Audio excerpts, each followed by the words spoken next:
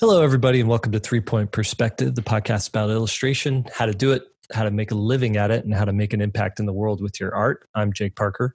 I'm Lee White. And I'm Will Terry. And all three of us are professional illustrators. And we've been working for about the last 25 years. We've worked with just about every major publisher in the business, and we've published together somewhere around 100 books. And we've all taught illustration at universities.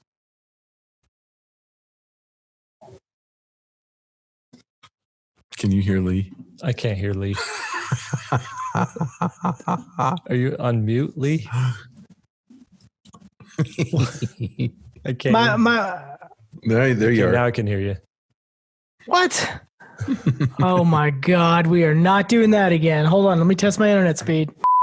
And we've all taught illustration at universities. Each week we tackle a new subject in illustration. Sometimes we're going to fight. Sometimes we're going to hug. But each time you are going to learn something new. Should we mention the fight that we're planning when you guys come out here? The battle? Yeah, the battle. Battle Royale? See, Jake runs, which is dumb. He runs like 6 miles a day or something. And then Lee, he plays frolf or something like that. Oh my God. Frisbee golf. And I play racquetball. So the idea is you get 3 points for winning one of those. And we're going to have a race. We're going to have a frothing contest. Stop the froth. You can't say froth. That's not fair because you guys don't have like lame descriptions of your sport. You get 2 points for coming in second and 1 point for losing. So who can get the most points? I know I'm going to lose the run. You guys are like...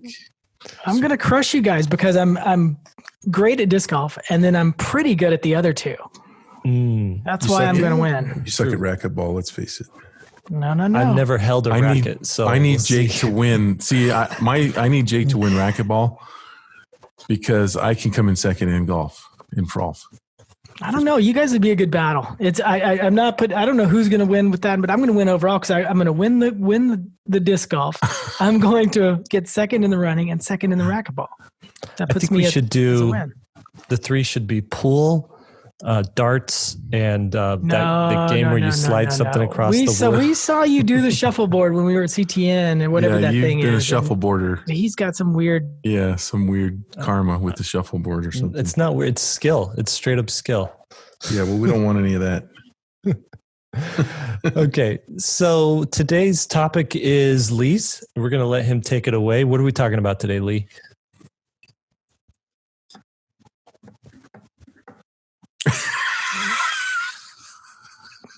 Did you guys hear me? Did you guys cut out? All right, today's Lee's. Lee, take it away. All right, today we are going to get into, if you can believe it, we're going to talk about how we actually make illustrations. It's a podcast about illustrations. We're going to talk about how we actually make the illustrations. People love process. I love process. I love hearing other people's process. And so I thought I would, and I don't know how well this is going to work. It's going to be, people aren't actually looking at it. Yeah, we have to describe it so we get to use our writing skills. But I mean, there's little things that we've learned along the way. And so I'm going to go through 8 steps that kind of happen when I'm doing new work. And I'd like you guys to follow along, but then also think about how you used to do some of this stuff versus how you do it now. Mm-hmm. And we will compare and contrast and we'll fight too. Sounds good. All right. All right. So the starting point, this is where, this is the blank piece of paper. Typically for me, I'm starting with a client brief. If it's going to be professional work, I'm going to kind of break it down into different kinds of work. But if it's professional work, I'll have a client brief. And if it's my own, I will definitely write my own brief. But the big thing that I do, the common denominator between those two things is no matter what the client has said and no matter what I want to do, I always break it down. And this has taken me a long time to learn this little sentence or this little question, but what is my intent? Mm-hmm. It's such a simple thing to ask yourself in the beginning, and it can drive so many different solutions, or I guess it sets the stage for coming up with a real solution to a narrative problem, which typically illustration is a narrative problem. And it keeps you on track. I don't know. Have you guys ever had a problem with that where say you're in school, for example, you're learning all these different techniques and you can add perspective and, anatomy and all this stuff. And somehow the actual intent of a piece gets lost with all the technique and all the other stuff. Yes, that was and is one of the biggest problems I think illustrators face is getting lost in beautification and forgetting the main purpose of what you're doing. Why you're there. You're there to communicate first and make a beautiful picture second. Mm-hmm. And that's why I think so many styles work that are really primitive better than really highly sophisticated rendered styles, is because sometimes they just communicate super quick. Right. The artist forgets what they showed up to do that day. The reason they're there for that image. Yeah. Yeah. Realism can get really lost in all that stuff. I do think what you just said, Will, is totally true. If you're doing realism, it's very hard to stay to the intent because there's so much stuff you got to know to make a realistic image. Mm-hmm. It's hard. Jake, how do you start? I usually, I guess intent, it depends on what I'm working on. So if it's, if I'm plotting out a page, or sketching out, thumbnailing out a page for a children's book or a comic book, intent, or getting across the message is number one, just like you said. If it's, some sort of concept art or character design, something like that, it's less about the intent. Really, that question's sort of taken away because I'm just drawing the object that needs to be designed. And usually, in with both of these, is I'll just start with really loose, scribbly pencil renderings that only I can interpret. Really, if you were to show someone the first pass of what I do. Oh, wait! You can't talk about that stage yet. That's my stage 3. Stage 3. What are you doing between? Well, step 1 is like before you even get down. I mean, and like, what are you drawing? Like, how much interaction do you have with the client before you actually start drawing? How much do you know of what you're going to actually do before you start thumbnailing? Can we talk about what kind of a job we're doing? Yeah, because it varies. All right, let's pick 2. Like for me, it'll be like a client versus my own personal kind of an image. Those are the 2 images that I make. Okay. So like a children's book and a personal piece that you're going to sell in a gallery. Mm-hmm. Both of those pieces for me start with writing. They don't start with drawing anything. I make big lists of keywords. Again, going back to what's my intent. So the first step for me, all these keywords start to come out and things I want, like how I want the image to feel. I make notes of like who I'm going to research. I don't know. It becomes a written process versus drawing. Jake, I let you go first so that you could be wrong. I knew I'd be wrong if I went first because Lee had this all mapped out. I have never written down anything before. Really? before starting an illustration. No, that's crazy to me. Dude, you should try it. Really dumb. You should try it because it changes the way that you thumbnail. I'm not saying it's a bad idea, but I'm actually quite intrigued by it. I'm curious how that'll change my workflow, and just my initial like idea stage. That's cool. But I usually I kind of have an idea in my head, what I want it to be, what I'm thinking it's going to be, and then I just dive right in. Yeah. And I think you're so intuitive at this point, but I mean, if you're not totally intuitive about the whole process, I would recommend you guys write it down. For example, if you're going to do a background and, or a more environmental scene, it needs to be scary. Man, writing down like this needs to be mysterious, scary, and foreboding. You got those 3 words down first, it will absolutely change. If you all your loose thumbnails have to be compare and contrasted to those 3 keywords, it will guide you along the way. You'll know instantly whether you hit it or not. I have a tangent that is related to this, and that Go ahead is and tangent out. This is a question, and I've seen this floating around the internet every once in a while. But can you see images in your head, or is it just abstract? You have to actually draw it on the paper before you could start seeing what it is. Mine always is like kind of like a dream, like when you're trying to describe your dream, but you don't totally know what happened. It's a little bit fuzzy. That's how mine are. They're I know what's happening sort of in the gist of it, but I can't see very clearly. So I'd have to start sketching it out. Like you wouldn't be able to close your eyes. You couldn't see like a perspective drawing and then copy it onto the paper. No, some of them come like that. It just depends on what the concept is, I guess. Mm-hmm. If it's like a single item, like I'm going to do this really cool tank, mm-hmm. typically I can see that perfectly clear, if mm-hmm. it's a concept kind of thing. But if it's again, the more storytelling I need to do, the more I need to kind of pull it out of the haze. Right. So like when someone says the word apple, some people say, I see the word apple. Some people say, I see like a hazy, foggy image of an apple. Some people just have the abstract concept of an apple. And some people have like a photograph image of an apple with like beaded moisture mm-hmm. dripping down the side of it. Which one of those would you say is you? I mean, I can definitely, again, simple item stuff, total photo mm-hmm. real. What about you, Will? I see the photo. You see the photo? Yeah. Sometimes I just see in ones and zeros. There's a Matrix GIF coming your way. So I just bring that up because that might be, because I've read about some artists who can't see it and they're actually sketching on a piece of paper. Maybe the word thing really helps there, but they're sketching on a piece of paper trying to find that image because there is no image in their head. And I don't know. I want to see if that's how either of you worked or not. No, the apple, to compare and contrast that, and a concrete example, that one of the spots that I'm drawing today for my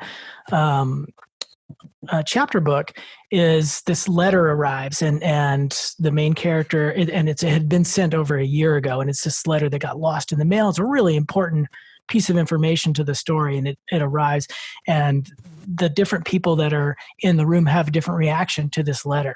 And that one is one I do not get the clear picture. It's a hazy picture of how mm-hmm. the scene is unfolding, but it's not an obvious composition like some mm-hmm. other, like an establishing shot of an environment would be.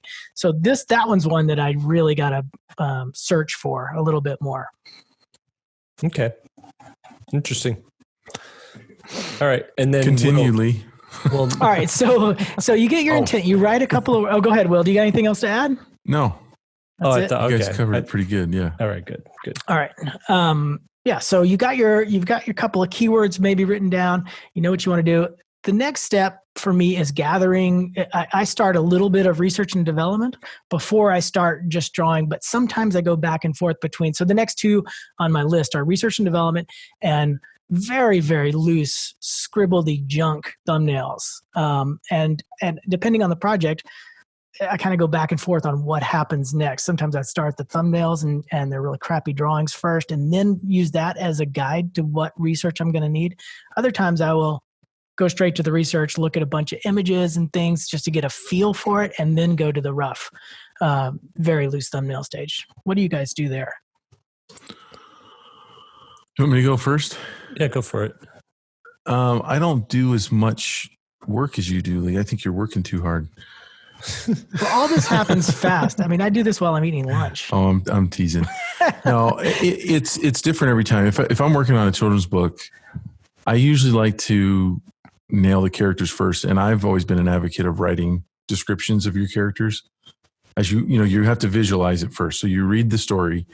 You read about the characters, you read about, what motivates them, what their special abilities are, and then for me, I come up with different looks because I don't want to, as I design out my illustrations, I want to have a general idea that I know what my characters are going to look like first, even though I'm going to make blob, little shapes for their placeholder, so to speak, in the design, because I'm not drawing, I'm just designing thumbnails and really, really small. I still want to know, I don't know, I just always want to, it's like I feel more comfortable when my client has approved the character direction, character designs. So I like to get that nailed first. And so I'll do a lot of sketches. So you do those character sketches first, and then you actually submit the characters for approval? Yes. Interesting. Yeah. And it's just, I just feel like Because if I go in a direction and and there's not a lot of description about a character, and I say, okay, well, this in my mind, this is what it's going to look like. And I go through all the little drawings and thumbnails and comps and stuff to submit. And then I've got it totally wrong on what they were thinking. I don't like to have to go back into every illustration. And do you do that for images that are for yourself too? Like say for your personal projects, do you do the character first and then put it in the scenario it's supposed to be in? Sometimes, yeah. Sometimes I'll do little, but in general, the one thing, I hope I'm not getting ahead of you. No, go ahead. But the main thing that I want to nail before I really ever start drawing and designing is the concept. So again, it goes back to what is your intent? What is your intent, right? So for instance, I've got, I just pulled up my Bonaparte book, the first one, and there's a part in there where he trains his dog. It doesn't say how he trains his dog. It doesn't say what activity he trained his dog on, which I love because I get to come up with ideas. So I put myself into character, and I haven't had a dog, and ironically, we just put our dog down 14 years. But yeah, I remember, what did I do when I trained my dog? And one of the things I trained the dog to do was to fetch a ball, bring it back, and play. What is that? It's not playing catch; it's playing fetch. Fetch. Yeah. So that was the easiest one to think of because there's and then a throwing position is an action that's easily described in a visual illustration. And so he throws his arm. So, I get that action going, and then it's like I do it in three scenes to show this action where he throws the arm, the dog's running, and then what do you give a dog? I mean, you have to go through the whole thing. Why would a dog continue to do it? Because they get a reward out of it, and it's either usually a food treat or it's praise. So the next scene I have Bonaparte petting him on the head, and then the last little picture is he's confidently walking off with the dog following behind because he's trained him this new trick. And so a lot of times I think as illustrators, we find ourselves in situations where we are called upon to bring our own personal life experience into a story. I'll give you another really quick one is in the same book where it says Bonaparte couldn't see. Where is everybody? He asked in a muffled voice. And so he's wrapped up as a mummy, and his friends wrapped up his eyes too, so he couldn't see. He looks like a mummy. Well, what's the worst thing that can happen if you can't see? If you're blindfolded. And I start going through those scenarios, like what would I draw? It doesn't say what I'm supposed to draw here. Right. Mm-hmm. This is the magic of illustration, is that we have to bring all this stuff to it. It really is. It's really fun. And so I went through a lot of things. I was like bumping into a table. Not that dangerous, stepping on a skate, the classic, stepping on tacks or something, stepping on a Lego, but he's made of bone. So I'm like, well, that wouldn't really hurt. And then I came to falling downstairs. So I have him, the illustration as I describe it is his friend is holding him back by one of his strands of mummy bandages. And he's taking a step, and one more step, he would go downstairs in profile, and he's being held back. So you can see that the danger element, his friend's taking care of him, and it illustrates that point that he can't see. Right. So that's probably my first steps really are nailing that concept. And once I tickle myself when I come up with the concept, when I start laughing about it, I feel like it's probably a pretty good one. Then I show the client in a really loose sketch. And it's just an idea. It's a stick figure sketch. This is what I'm thinking. They love it. Wait, so you do show the client in that rough thumbnail looking sketch. So here's one thing that I really do with my clients is I work with the art director and I say, hey, I want to shoot you sketches before the deadlines for the sketches that are cryptic, Pictionary type drawings that are for your eyes only. Please don't take them to your meetings because it'll freak everybody out. Right. They're going to be horrible. But I'm just to get the concept, and then you can get back to me if you think. You don't have to give me a definitive, yes, everyone's going to like this. You can just tell me if you like it. Right. The beauty of that move, I think this is another one that's hard learned. It's like, I think after a number of years, you feel comfortable submitting, I don't want to call them bad sketches, but extremely loose sketches, which I wouldn't do in the beginning. What used to happen is I would submit them kind of like what you're saying. That was my intent, but I would overwork them. And then they would start commenting like, oh, is that a Ford in the background or is that a Chevy truck? They're like, they get totally lost on some little detail that I'm not even, I just drew something in there, but I did it a little bit too far. And I think it's really important to know where that limit is. I mean, the looser it is and the more stick figure-y it is, there's no details for them to grab onto. They know that's not what the finished sketch is going to look like, and then they have to focus on what you're talking about. So that was a hard lesson for me to learn. And I kept getting that feedback, like, no, I'm not even to that point yet. I don't want that kind of feedback yet. Like what kind of shirt they're wearing or something. Right. I mean, I'm very clear with my art director. Look, these are going to be like, I'm talking stick figure just for action, just to show you what I'm thinking. Don't be freaked out by this. And you have to, develop a relationship. Do you do that same level of stick figuring in your own personal images? Oh yeah. How many thumbnails do you think you do? Well, I can tell you right now, I'm doing some images for my own personal book that I'm getting ready to launch. I'm still doing a few last drawings for it. So that would be considered, I am the client, right? And what I wanted was some images with a really fun idea where the image tells a story. It's just, there's no text. You get the story from looking at the image. And so once I come up with the idea, just so I don't forget it, because sometimes I'm away from home and I've just got my iPad with me, I will just draw out a super cryptic idea visually so that I don't lose that image in my mind. And I just throw it in a document on my iPad in a drawing app. And it's, you can barely, I think I draw it well enough that I think most people who are looking at it would know what's going on, but just not any farther, not past that Pictionary style, What about you, Jake? How's that thumbnail stage work for you? Thumbnail stage, it goes like if it's for a client, I definitely send them something a little more polished, but obviously not rendered, right? So for me personally, I'll just go in and do illegible sketches to the outside eye, but sometimes I get in a bind because I'm so loose I can't remember what I did the week before. Well, that's where the writing comes in. I do the same thing, but then I make little notes out to the side like that's whatever. Right. But if it is for a client, it won't be a stick figure, but it will be like a blob figure. So they'll have a little bit of design to them, just a bit to give them an idea. And I was just, while Will was talking there, I was going back looking at this last children's book I did, comparing my initial sketches to my final renderings. And it's amazing to me how much I relied on those initial sketches, even like a subtle turn of the head or the way the toes are kind of pigeon-toed just a little bit. Something that I was just rushing through, kind of trusting my gut.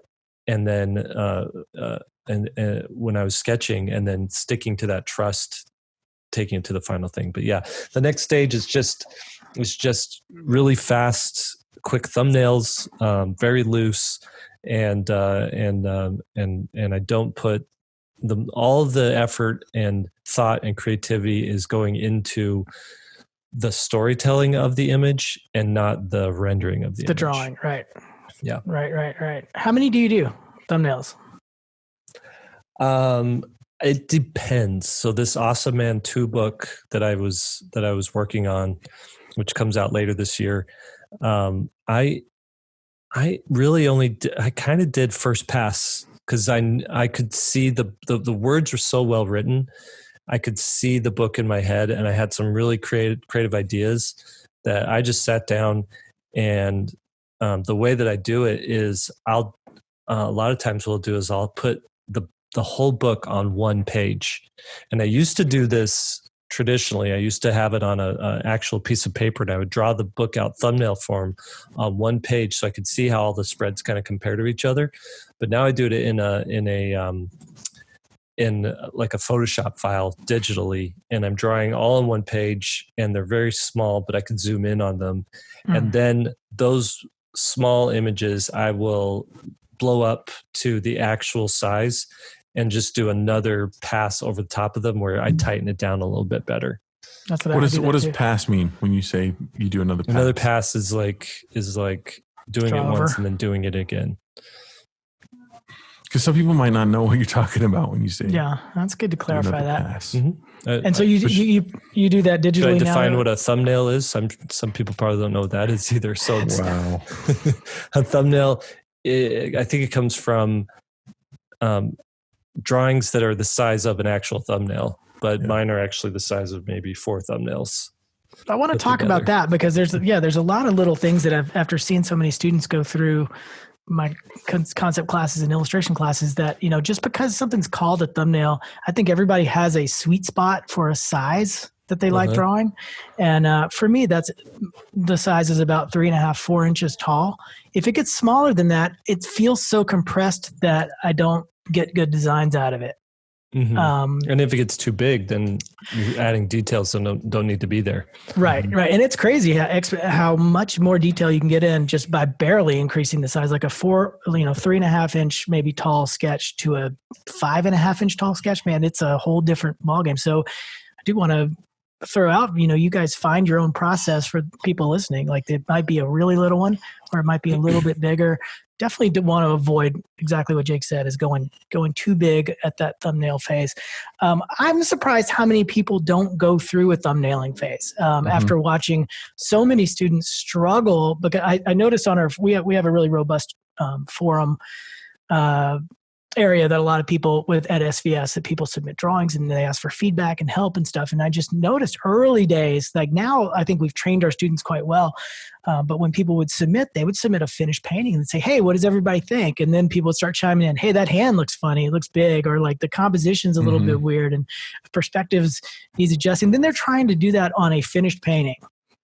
Yeah. And you're looking at just hours go by because they've already rendered it and all the colors in place and they're trying all this stuff and it has to be finished.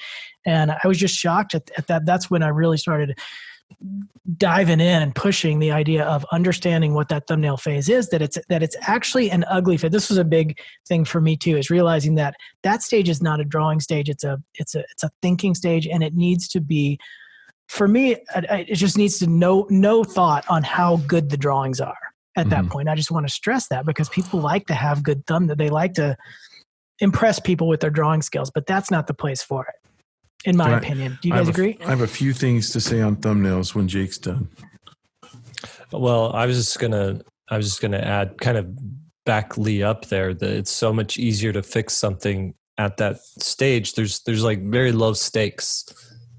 Right. When someone says, "Oh, this doesn't make sense. This isn't very clear," it's no big deal to like go and fix things than if you had spent 5 hours on rendering out that image. So definitely work that way. And even I'm at this point now too, where if I have spent a day rendering it, and someone's like, "No, you need to start over."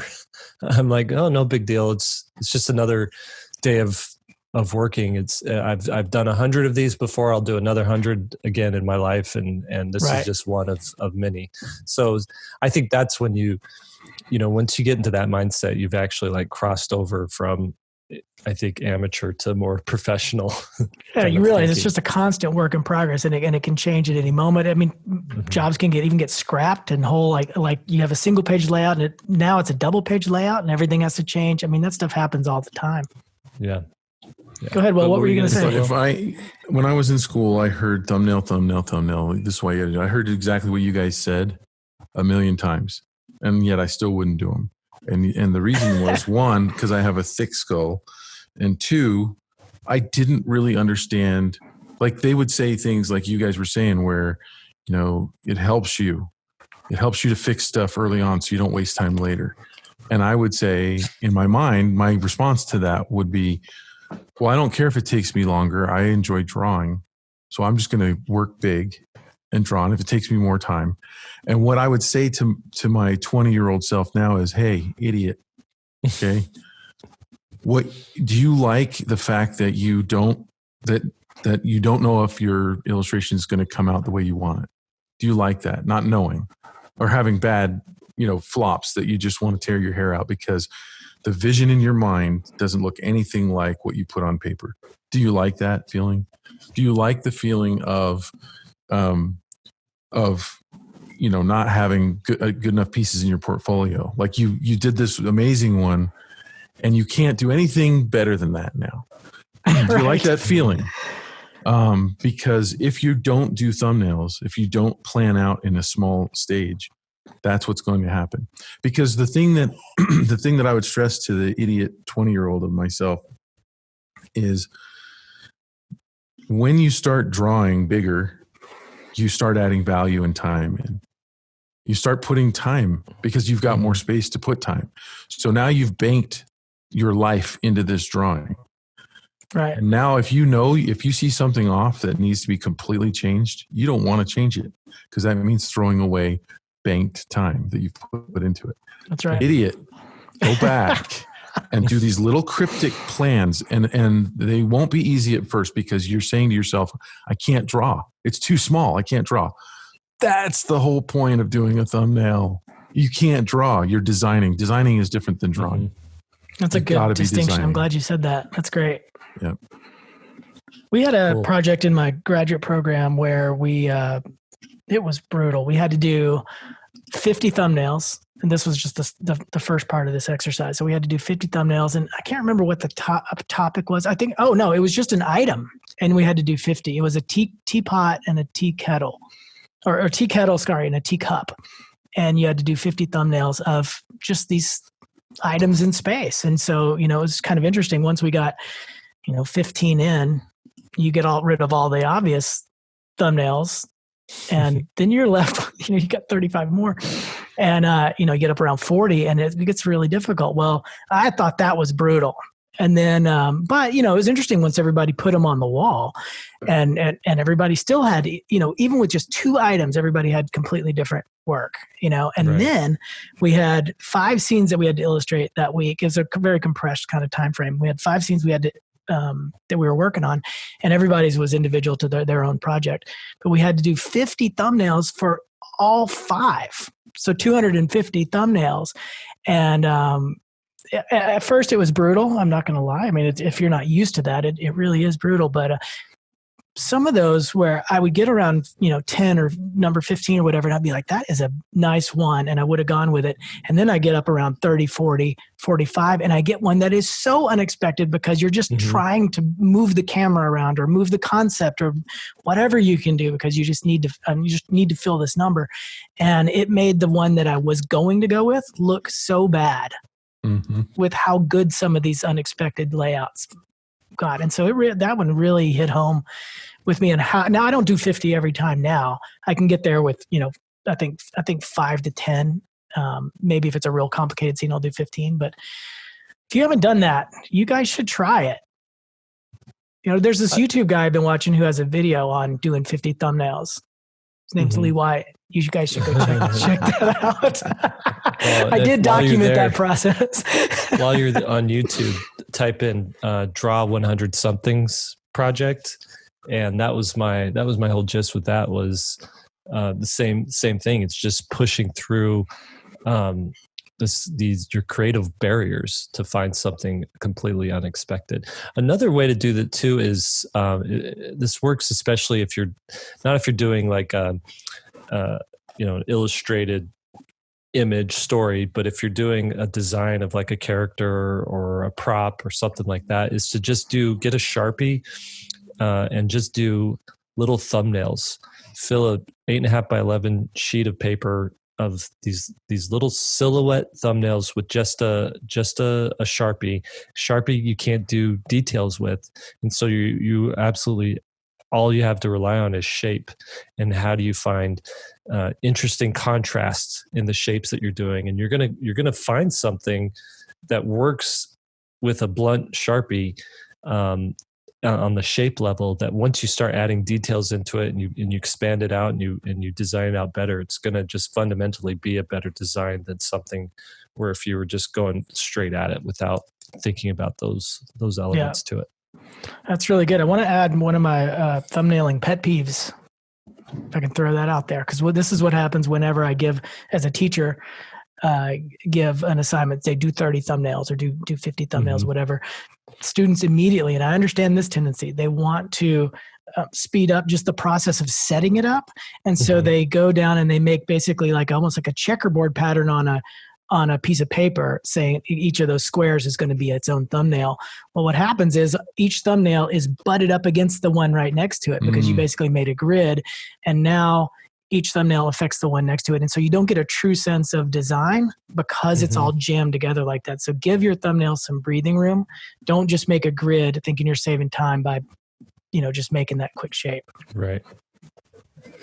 Cautionary tales of thumbnailing. Can I give you another little thing on thumbnailing? Yeah. That I spend all day here. I've never heard anybody say this, and I want to, and I've taught this in some of our classes. So I'm just going to ask you guys if you think there's anything to it, because I haven't really asked. I've just taught it, and I think Jake's heard it before. But in my when I was teaching at UVU, I was really interested in why I couldn't look at a thumbnail that I had drawn that I really liked. The design looked really good, and I couldn't transpose it bigger into like a 4x5. So let's say it's a 1 inch by 1 inch. Yeah. Or 1.5 by 1. And I couldn't scale it up and get the spatial relationships. It just loses that energy. It loses all the energy. It loses the negative space. I would draw the main objects. If I superimposed them later on, I still would like that little thumbnail better than the bigger one. Yeah. So I started thinking about it, and I realized I just had a thought that maybe it's because I can focus completely on the little thumbnail and I can't focus on 4x5. So I got a book out and I looked at text, and those that are listening, if you have a book or even on your phone, get a text document and hold it the distance that you would draw, which is about 12 to maybe 18 inches away. And when you're holding a text document, you can only focus on about 2 words if you're reading at a time, which gives you about a 1 inch by 1 inch zone. You think in your mind that you can see a whole 8.5 by 11 piece of paper. You can't. Your eyes dart around so fast that everything seems like it's in focus. Right. But you can't focus on the whole thing. If you focus on 2 words that are in focus, don't move your eyes and be aware of what the rest of the page looks like. It's all blurry. So my theory is that we can tap into our design sense better at that smaller size. The smaller, the better to design. That's always been, I think that's a great thing to bring up. It's actually really interesting. I've always hated the trying to go from small to big. And as much as I've gotten rid of that, I mean, we're going to go into how we make final art and all that stuff too. And that becomes part of that discussion. But I've basically eliminated the redrawing of something. I basically think of it almost like Jake does with a pass, in that if I'm going to do something, I'm going to use that thumbnail. I'm not going to try to redraw something from scratch ever. Either I blow it up, like I take that crappy thumbnail, I blow it up really big, and it looks terrible when I blow it up to like 16 by 20 or bigger, and I print it off of my printer, and that's what I actually draw on top of. I don't try to redraw something from scratch because it sucks. It always tightens up and it just looks funny. Even a slight change of the proportion will make it look. It's so good to hear that, because I thought there was something wrong with me for the longest time because I had to do that. Then I started finding other people that do that too. Yeah, I do the same thing. You're not alone. Well. It's weird how hard that is though, and how consistent. I mean, how the little sketch can have so much energy, and sometimes it never comes through. Like, so I do an image, I know the thumbnail works great, and the regular painting never equaled what the thumbnail was.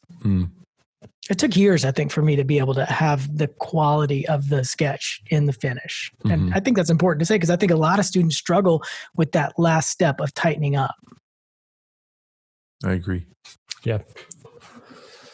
All right, now I have the next, between thumbnail and I have them separated here, and I just want to, we don't have to talk long about it, but I have a thumbnail phase, which is that gross phase, and it's loose. And then a rough sketch phase with value. And then I go to tight sketch. And so I've got those as 3, 4, and 5 for me. Are those integrated for you guys, that step, or are they distinct steps? Like where do you go from that really loose crappy sketch? Because I work digitally, I often have lost all the little sketching and finding and searching because I'm constantly working on top of the same thing. I started archiving for teaching purposes and just to be able to see the progression, but I go through sometimes 5 to 10 different iterations after the thumbnail, but I'll sometimes have 10 drawings, and it's fun to put them in like a slideshow and just superimpose them and watch them kind of get tighter and tighter and tighter until the final sketch. Yeah.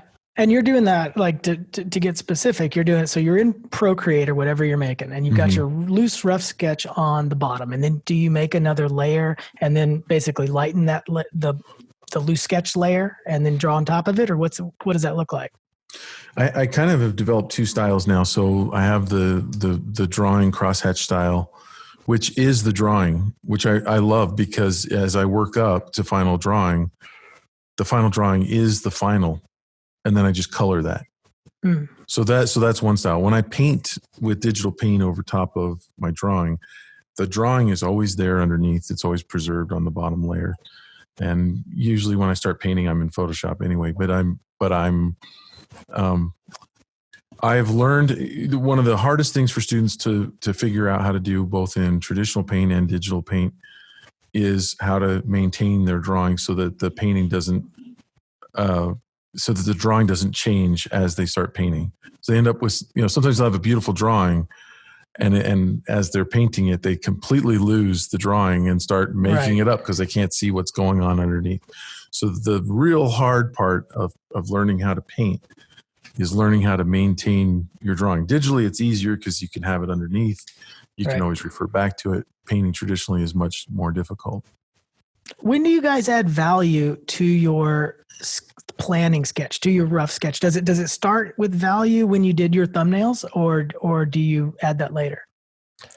Unless light and shadow and value, those things, unless they're playing like a storytelling role, they're not a part of it until after I've done the drawing. So, like for example, if it's a kid walking to school in the middle of the day, I'm not going to worry about light and shadow and value too much.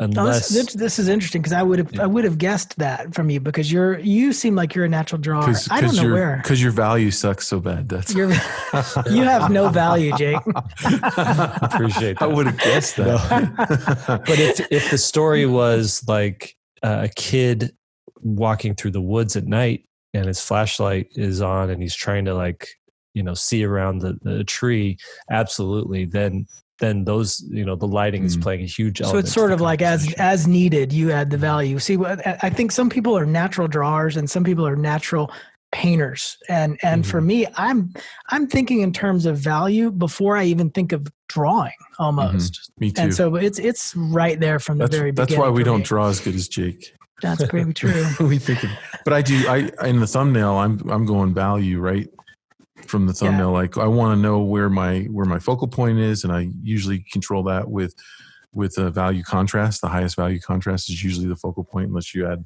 an accent color in there too. So I'm thinking about. I'm seeing it as it's a like little thumbnails from a storyboarded movie. Right. Right.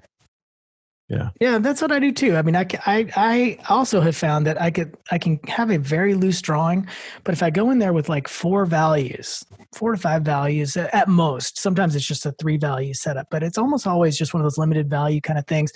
I can pitch. It just tightens up the sketch so much, and it'll show you what it does for me is it shows me where I need to actually draw and what can remain sort of hazy as in terms of value.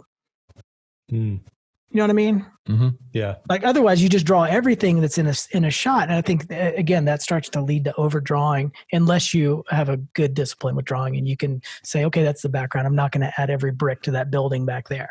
But I see students that do that, in their smaller sketches, they'll add every single thing because there's nothing back there. But if it's a building that's in silhouette, it's just a big blob. You know what I mean? Yeah, I have to admit that it took me a little while to figure that out where, here I'm drawing a tree, and instead of drawing every leaf, I could just put a slap of value there. Right. And that kind of, it's the eye blur representing the leaves there. Mm-hmm.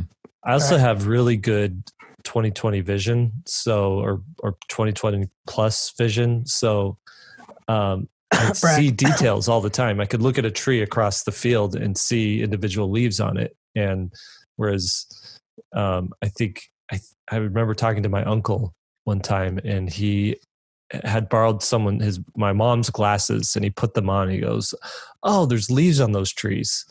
And so for him, it was just like cotton balls, right? Like big green cotton balls. And I was like, "Yeah, there's leaves on the trees." That's pretty good. That's really good. Yeah. So I think it just depends on whether you're a drawer or a painter, whether you think in value or whether you think in line. Mm-hmm. But I don't know. That's always an interesting thing. Oh, I got one note here that I wanted to add to my thumbnailing that enabled me to speed up and get a lot more thumbnails. I just wanted to add that so I don't forget. And that is, when I first draw a thumbnail, it's basically we've used the term storyboard here a couple of times in this episode, but for me, it really is a storyboard. Like if there's, all these people receiving this letter, like the image I'm doing right now, the first pass is literally like just people standing around holding a letter. There's no intent that that's going to be a real one, a real image, but I just get just the facts. Like, here's the place and here's all the players that are involved in this shot. And if there's a car there, the car will be there. But the storyboard is not an actual thumbnail that I'm trying to use for the book. It's never intended to be a design. It's just a starting point. And then from that point, I sort of start to adjust the camera and move the characters around in subsequent thumbnails. Do you guys sort of do that too? Like kind of here's all the stuff that's going to be in this shot, and then you start designing? Or do you from your first thumbnail, do you try to say, okay, here's maybe a shot that this is going to be? Can I take this, Will? Go for it. Again, it depends on what the usage of that image is for. So if it's a environment that I'm going to return to several times in a story, then I will concept it out and kind of do an orthographic view of it, or a 3/4 top-down view of it. So I know, okay, we've got table over here, we've got refrigerator over here, we've got bookshelf over here. But if I'm only going to be there once and never return to it, then I just design for the camera angle that I want. And the you don't need camera to angle explore all that other stuff. Yeah. And the camera angle I'm picking is based on the needs of the storytelling moment. Mm-hmm. So if it's the POV of the child, then it's going to be a lower angle. If it's the POV of the adult, it's going to be an upper, down, looking down angle. Those types of things. It sounds like you're doing a lot of editing in your mind before you waste time exploring every single one, because you've done all these, you've seen all these problems before, you've solved them, and you know that there's some angles that are inappropriate for what you're trying to tell. Yeah. And I remember when I was first teaching myself to draw comics, I was like, how am I ever going to figure out what image goes in what panel and what camera angle? And I was getting so frustrated. And what I ended up doing was I would close my eyes and envision it as a film. So I'm watching a movie, and I've grown up watching movies. Your brain, I think, kind of understands movie editing a little bit, like camera angles and things like that. And so I would think, well, for this particular action, I wouldn't want to be close up because I couldn't see what his hands are doing, and it's important to see what his hands are doing. So I'm envisioning a mid shot. And once I have the storyboard in my head, then it's just thinking, okay, how can I fit those storyboards on on a page in an interesting way? That's good. Okay, so you've gone through your thumbnail sketches. You've picked the one that's going to be the hero shot, and you're excited about painting it. Do you go to color studies next? Or, I mean, for me, color studies, especially if it's a book cover. No, actually, I was going to revise that. I do color studies on almost everything now. If I'm going to go to finish, I do a number of color studies, and they're fast and quick, but I love having that guide. If you ever want to do a really fast finished painting, have a good color study. It's amazing how quick it speeds it up. Do you guys do color studies? And if so, what's that look like? Nope. Boom. Hashtag lazy. You know what? Let me say that again. There are some paintings that I definitely do color studies on, and they but one thing that I will do sometimes is I will use someone else's art. Ooh, and use someone thief. else's we'll use someone else's art and use their color scheme. I'll just pick colors from it, and then it's a totally different piece of art that I'm doing. Yeah. Not even related, but I'm glad you said that, because it's important for people to know. I mean, in this digital world with theft and all that stuff, color is not copyrightable. Steal and steal and steal away. Yeah. So I've done that too, my fair share. Yeah. So sometimes I'll do that. Sometimes I will explore and take my final drawing and then just do a really loose pass color over that drawing several times, maybe 3 or 4 times, just to see if I'm unsure. But most of the time I can visualize it. I can see what I want to do and kind of get there that way. I feel that way if it's a single image, but if I'm doing like the picture book that I just finished a couple weeks ago, I love having the full thing up, because sometimes an individual image will look great, but depending on what's before it or after it, it may not make any sense to be that color or that value. Maybe it's a time of day even kind of thing. Mm-hmm. So this color's always been a hard thing for me to do. And this is where I always get in over my head. And maybe I should do more color studies, but essentially what I do is I've done the thing where I like this color scheme that this person's done, so I'm going to try and copy that. And usually I find out that it doesn't work for what I'm wanting to do, so I have to go in there and fix things. And it's took me a long time to figure out how to color and how to make color work. And I've done a bunch of iffy, bad color stuff, just because I do that thing where I maybe I imagine things in black and white, like I could see very clearly linearly and in value, but I may not see very clearly in color, because I'm always finding out what the color is going to be on the page. I can't see that in my head very well. Well, I notice you tend to gravitate towards analogous color schemes. Quite a bit. I do too, and which I think is just a surefire way of controlling your color. Mm-hmm. So if you back what out, analogous is, because I don't know what you're talking about. Analogous is colors that are very close to each other on the color wheel. So it'll be an all over warm color. There'll still be some cool colors worked in there, but it's mainly. My idea of that is if you kind of held the painting at a distance and squinted a little bit, blurred it a little bit, it would be, this is an all over red painting, or this is sort of a blue-green painting. It has a theme. It has a color theme, instead of each individual item in a painting being its own color, like green grass, there's a red barn and a blue sky and this other thing. You start coloring like that, and the color can get away from you so fast. Right. So I noticed early on that I'm just really attracted to these limited palette images. The ability to control the color and value is a lot easier when it's close together like that. So I tend to use it quite a bit. Now, Will, on the other hand, seems to go for a complementary color scheme quite a bit, I've noticed, because he uses lighting, I think, more than Jake and I do. Mm-hmm. So he'll have an orange and blue kind of painting, with the orange being the light portion and then the blue being heavily saturated shadow kind of areas. So is that by choice, Will, or are you just kind of finding it as you go? Yeah, I mean, I've done some analogous color schemes as well. It seems more natural to me. Like as I start painting, I kind of end up there with the complements, Mm-hmm. So you control them pretty well compared to. I mean, for me, when I try to do that, it gets away from me and it looks too loud. How do you feel like you can control that? A lot of them look too loud. Has your color sensibility changed since you were? It has. I'd like days? to think that it's slightly more sophisticated now. Where I can really, probably the biggest thing I'm trying to control now is saturation, and so that my focal points really stand out.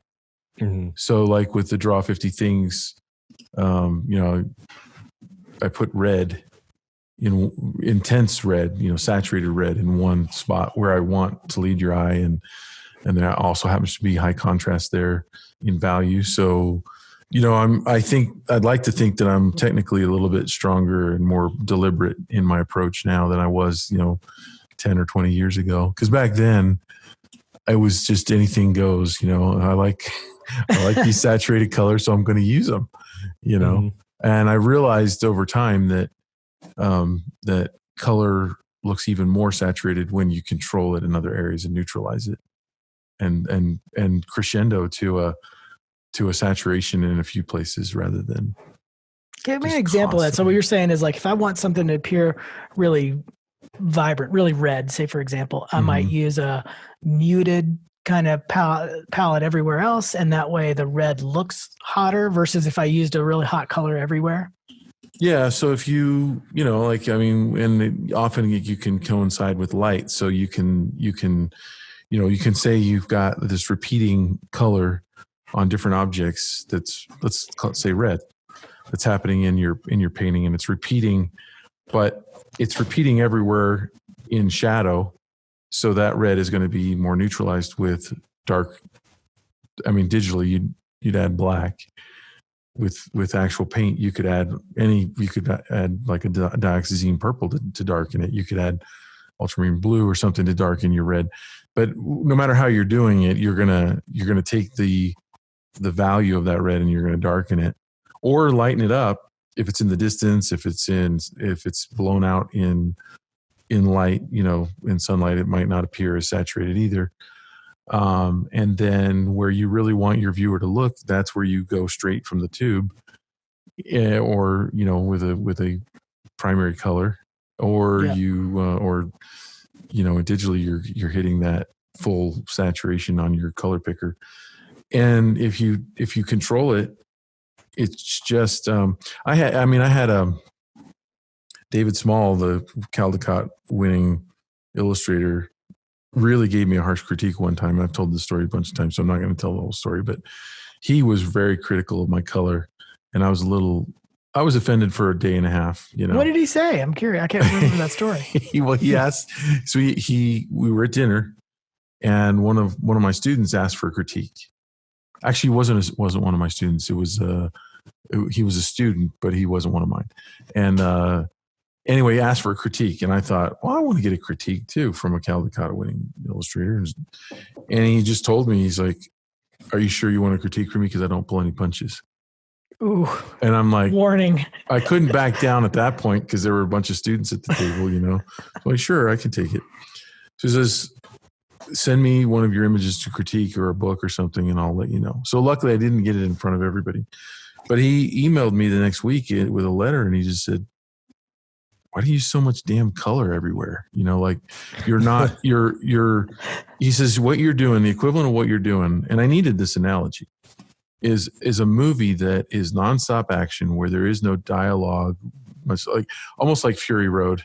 Fury Road. I love that movie, but there are soft, quiet moments. It's a Will Terry movie. It is. It really is. But there are soft, quiet moments. A few and far between. I think the first action sequence goes for like 25 minutes, but in order to have impact with those scenes, with the action, you've got to break it up. And the way you do it with your breaking up color is to neutralize your colors, and then save the saturation for the really important parts of your painting. That's good stuff. That's really good stuff. Jake, can I tell you how? Go ahead. Can I tell you how I color? Sure. So what I do is I have the swatches from Photoshop, like the default swatches, and I just start coloring everything with those swatches straight, like I guess from the tube is what you'd call it. Color everything what I want it to be, and then I go into hue saturation and I desaturate it like 25%. So now it's those colors, but a little bit grayer, a little bit duller. And then I go into color, what is it called? It's image color balance. That's That's what it is. Okay. And there you can turn everything a little bit redder or a little bit yellower or a little bit bluer or a little bit purpler. And what I'll do is I'll just start sliding these things until I find something that looks a little more homogeneous. And that's where I think these colors start going into that, what you called it earlier. What was Analogous? it? Analogous, right? So that's where things start to get analogous. And then I'll look at it all and I'll find something where I do just want a pop of something opposite. So if you have the color wheel, most of my colors are going to be on one side of the color wheel, and then I'll have one color be on the opposite side of it. And that's sort of trying to balance out everything. But not in equal proportion. The thing that's on the opposite side is just a little spot. It'll be a little spot. It'll be one element. So if everything's browns and blues, then someone will have like a red shirt. The character I want you to focus on will have like a red shirt, something like that. I do that too. That same thing. I have all over cool, a little bit of warm, or all over warm, a little bit of cool. You guys should Google, for the listeners, if you're in front of a computer, Google movie posters. And that little breakdown, all over cool, a little bit of warm, or all over warm, a little bit of cool, is like 90% of movie posters. Mm-hmm. Yeah. It's funny how often they use that blue-orange kind of palette, and then they split the percentages like that. Color's tricky. I'm not going to lie. Color's the hardest part for me. It used to be just the line work, but now that I've learned how to draw, I think, color's always hard. It's never going to be an easy one. And that step when I'm doing especially a children's book that's, multiple pages, I always just get a little freaked out. It's a lot of mental energy to do the color. Mm-hmm. And so I just want to throw that out there because I think almost everybody struggles with the color. I mean, all three of us have said that it's hard. Even stealing color, like Jake said, like you're like, oh, that color looks great, but then it doesn't work when you try it on your image. That happens a lot. Right. All right. So the next part is the last little bit of it. So we've gone through our thumbnails, we've gone through our research and development, we've gone through our client brief or our own brief, got it all the way to a tight sketch, done the color study, and now it's time for final art. I kind of wanted each of you guys, and tell me if you think this would be too long or you can't do it. Due to whatever reason, but walk us through making a piece of final art. Like, okay, so you got your sketch and then I'd like to just hear the process, like what brush are you using in Photoshop, how are you setting your layers up. We don't have to go crazy. I don't want to spend an hour talking a verbal description of Photoshop, but is there a process you can describe kind of? I'll go first because mine's pretty simple. Go ahead. Not that yours isn't, Jake, but I believe in simple processes in digital.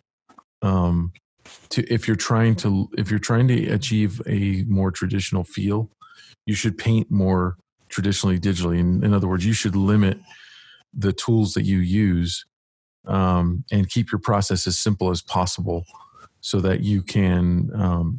Because when you're painting traditionally, you're going to have part of what makes a painting or a drawing that's done traditionally look traditional are the imperfections, the fact that everything isn't perfect.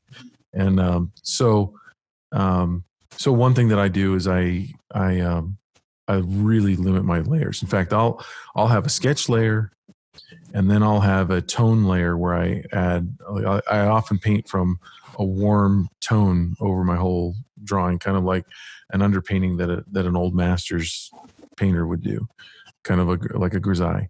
And I put value in that next. So I have a value layer is my third layer. And then my fourth layer is I lay in colors on a multiplied layer. And then my fifth layer is just painting directly on top. Explain the multiply layer for people who don't know. So a multiply layer is in Photoshop allows you to, when you set the layer to multiply, it mimics somewhat like what would happen if you were using a marker. So when you put paint down, it lays down very very transparent. It's not opaque, and I think they call it multiply because it adds in, or why don't they call it additive? It adds value. Yeah, it adds value to what's underneath it. The way I describe it in class is like almost like stained glass is what it looks like on top. If you had whatever color you're painting with a stained glass and you just hold it over your drawing, that's what it would look like. That's a good way to put it. Yeah, and the reason that I do that is because I'm trying to add color, but I want to see my drawing really well, and it doesn't cover up the drawing at all. So I'm adding. So you're sort of tinting everything that's underneath. Yeah. Mm-hmm. Tinting and shading, and then the final paint layer is opaque paint that goes on top of everything else. And then as I work, I will keep flattening. I'll get another layer when I get some paint that I like. I'm like, okay, I like the paint that I put down. I get a new layer, and then I paint on that. And then when I look at and evaluate, I'll turn that layer on and off. And I'll check it to see if I've overcooked the painting, if I've put too much paint on. If so, I'll reduce the layer opacity, but I'll always flatten to that fifth layer. As I like paint, I flatten to that. I get a new layer, paint on that. If I like it, flatten to that. And I just keep flattening so I don't end up with 100 layers, because I don't need all those. I don't need to go back. I'm committing, just like you would if you were doing an oil painting or an acrylic painting. I'm saying, what I've done so far is good, and I'm keeping it. And then at the end, I'll do a kind of a color adjustment layer. But that's basically my process. That's good. I like keeping it simple like that. I mean, it does make it a lot easier than having a billion different layers. Mm-hmm. Jake, what about you? Oh wait, one more. So one question to Will before we leave. What brushes are you painting with for your opaque layer that goes? I use the airbrush, and I modify it with so I've made a texture brush with the airbrush, and then I just change the hardness and softness with the bracket keys on the keyboard. Mm-hmm. And I will toggle on and off shape dynamics to get if I want a point or if I want to have it softer, and I'll toggle off my texture. I keep it really simple. That's all I'm using. You ever paint traditionally anymore? That's the goal. So the short answer is no. The long answer is I love pushing paint around. I just at this time in my career, I just don't see. It takes so much time. Yeah. So right now it's not fitting in with the projects that I'm doing. But my goal, I would love to be able, because I hike a lot. I want to be able to hike out and do plein air paintings. That's like a cool. Kind of a. We should do that next time we hang out. That's my on Golden Pond kind of the way I see myself. That should be the last portion of our battle. Is a plein air painting battle.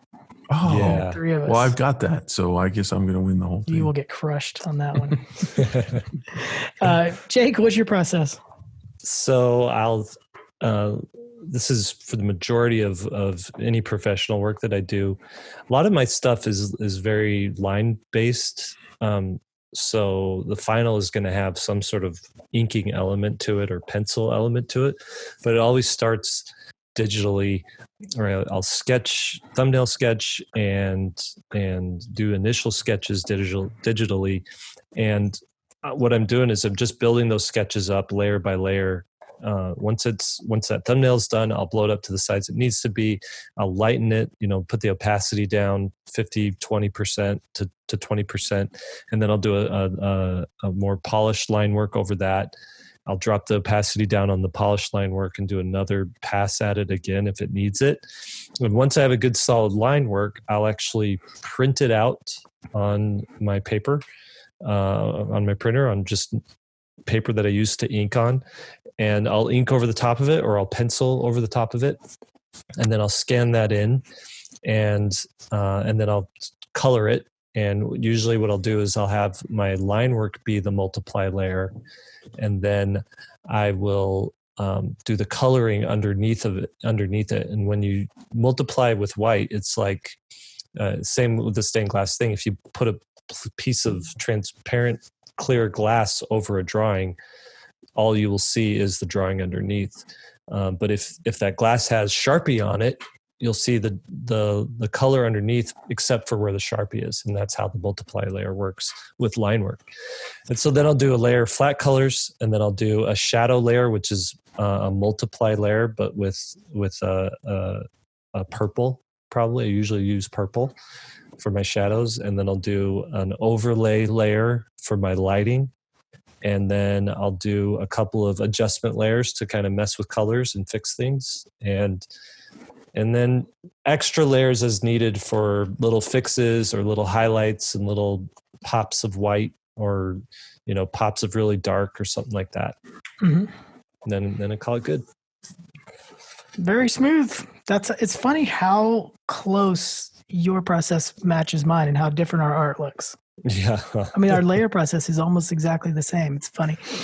So I'll reiterate what Jake said with a little bit of modification. So I start with the thumbnail and put that on its own layer, set it to multiply, and I drag the opacity back to about 10%. So I'm seeing, and that sketch layer stays on top of everything the entire time, but it's just barely there.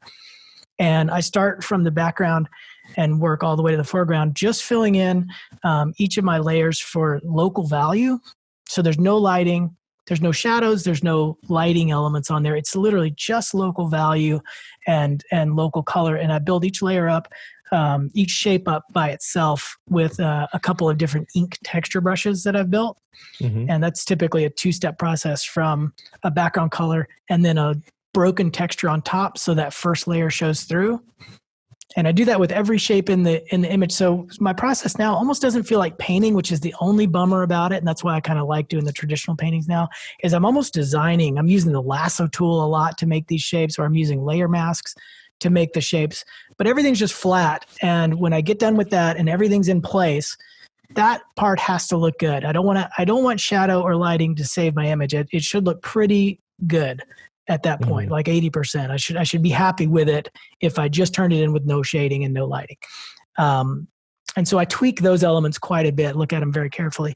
Once I like that, then I go on to shadow, just like Jake, multiply layer with typically a little bit of a violet hue and add shadow. But I just want to make this really clear, because as an illustrator, you've got a choice on what you light and what you don't. And so I only add shadows. I use shadow as a design element. If there's lighting coming through my image, it may hit something and not hit anything else, or vice versa. I just use it where I need to, and I don't use it. Mm-hmm. An example of that, by the way, would be like if I had an overall night scene, and my characters may not have any of that night scene on them. They're painted like they're in the day. And I do that a bunch. The night doesn't envelop them like it would in a realist kind of image.